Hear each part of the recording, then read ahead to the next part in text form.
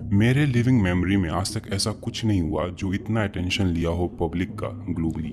In the days and weeks ahead, we expect to see the number of cases climb even higher.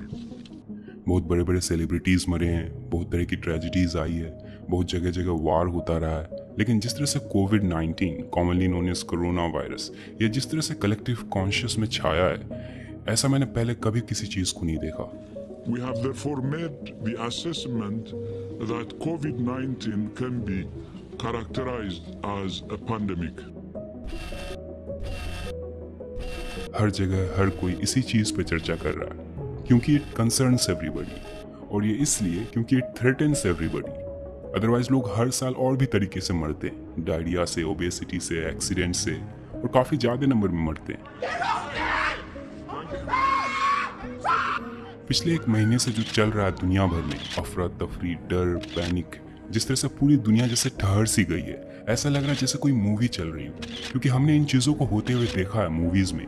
खाली road, सन्नाटा शहर, आम जिंदगी पूरे तरीके से ही ठप हो जाना। क्या होता है जब बात जान पे होती है? Emergency video conferencing world leaders के बीच। That we are still in an unknown situation. ऐसे क्राइसिस को हमने बहुत से मूवीज में देखा है और अलग अलग सिचुएशंस में देखा है। कभी कोई नेचुरल डिजास्टर, तो कभी कोई वायरस, तो कभी कोई AI turned monster. We know what is an apocalypse. हमने डूम्सडे देखा है। Sometimes it's not the astrologers but the artists who predict the future for us. कल अगर हम ना बचे तो हमारे बगैर यहाँ कैसा कुछ होगा, कैसा लगेगा, हमने ये भी देखा है। लेकिन हम अपनी रोजमर्रा की जिंदगी में इतना व्यस्त होते हैं, chopping would and fetching water, अपने इर्द गिर्द के ही जिंदगी में इतना उलझे होते हैं कि हमें कभी ये ख्याल ही नहीं होता कि ऐसी काल्पनिक परिस्थितियां हकीकत भी हो सकती है। किसी चीज को जानना और उसे महसूस करना, इन दोनों चीजों में काफी अंतर है। हमें पता है वी आर मॉर्टल बींग्स, मतलब कि बाकी लिविंग बींग्स की तरह हम भी मारे जाएंगे। At last we all will turn into dust and be food for worms. हमें पता ही है, लेकिन इस चीज का हमें कभी एहसास नहीं होता है। We never really contemplate our own death, our own demise. Homo sapiens हमेशा से स्ट्रगल किया है इस चीज को बिलीव करने में। हमें पता है we are nothing more than heart pumping, breath gasping, meat coated skeleton, लेकिन हमें इन चीजों का कभी फील नहीं होता। हमें नहीं लगता कि हमारी उम्र बढ़ भी रही है। ऐसा लगता है जैसे we will be young forever. Usually लोग डेथ को बहुत ही रोमांटिक और पोएटिक पर्सपेक्टिव से देखते हैं। Death is the new beginning, death makes room for the new. मौत आजाद करता है हमें हमारे एनिमल कंडीशन से, लिबरेट्स और सोल। लेकिन हकीकत ये है कि डेथ को हम लोग आज तक अपना नहीं पाए, और ये स्वाभाविक भी है, क्योंकि जहां तक मैं समझता हूं, death is like a cruel joke on our life. जिस तरह से हम लोग सेल्फ अवेयर हैं, जिस डेप्थ के साथ हम लोग सेल्फ रिफ्लेक्शन कर सकते हैं, जिस तरह की हमारी रिच कॉन्शियसनेस है, we fall in love, we dream, we have ambition, we listen to music, stories, we have hope, we make art, we seek ecstasy, joy, wonder। और ऐसा है कि एक टाइम आपसे ये सारी कैपेबिलिटीज छीन ली जाएंगी। That everything and everyone you love will be taken away from you. This is utter injustice to our life, as if we all are born with a death sentence। एक तरफ we can fathom infinity, और दूसरी तरफ हमारा ये finite body, हमारा ये temporary existence, our mortality. This is a confliction in human nature. हमारा बिहेवियर काफी प्रभावित होता है हमारे इस मोर्टैलिटी के अवेयरनेस से।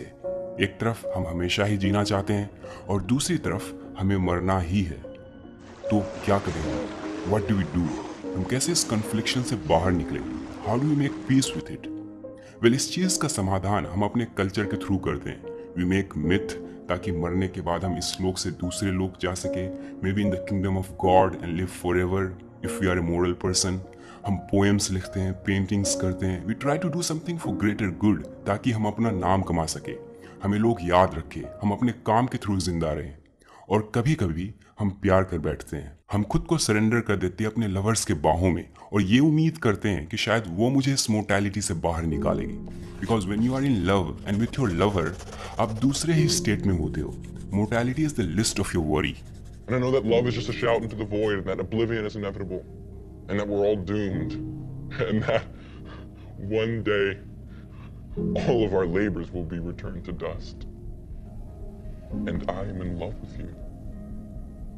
हम जो हो सकता है वो करते हैं अपने लाइफ को एक इटर्नल मीनिंग देने के लिए. We do everything we can to aestheticize our life that extend us beyond our grave and our funeral. Literally नहीं तो हम खुद को सिंबॉलिकली जिंदा रखना चाहते हैं. हमें बस खत्म नहीं होना है. हम किसी भी चीज़ पे बिलीव करने के लिए तैयार है जो हमें ये आश्वासन दे सके कि we will be forever, that there will be no the end. But by the end of the day everybody dies. अंत में हमें डिसअपॉइंटमेंट ही मिलता है.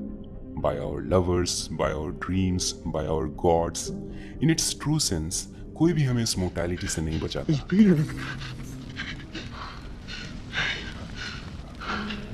We won. Mr. Stark. We won, Mr. Stark. We all fear death. जिन्हें स्वर्ग जाना वो भी मरना नहीं चाहते, as Steve Jobs once said. और इसका इमीडिएट रीजन है physical pain. You don't know how you will die. लेकिन अगर हम डीपली इस चीज को एनालाइज करें तो पता चलता है कि सिर्फ दर्द ही नहीं. What we actually fear is non existence. We fear that will cease to exist. We will extinguish. हमें डर है कि लोग हमें भूल जाएंगे. But the truth is we all are born to be lost in obscurity. What's the success of even Steve Jobs in the face of oblivion? What's 70, 80 or even 90 years of finite life in the face of infinity? आपको भले ये realise हो ना हो, लेकिन अगर आप universe के पर्सपेक्टिव से देखो, अगर आप इस पूरे टाइम स्पैन को कॉम्प्रिहेंड करो जो कि बिलियंस ऑफ ईयर्स है, इसके सामने आपका लाइफ स्पैन बस एक डॉट का फ्रैक्शन है. In a very real sense, we are already as good as dead.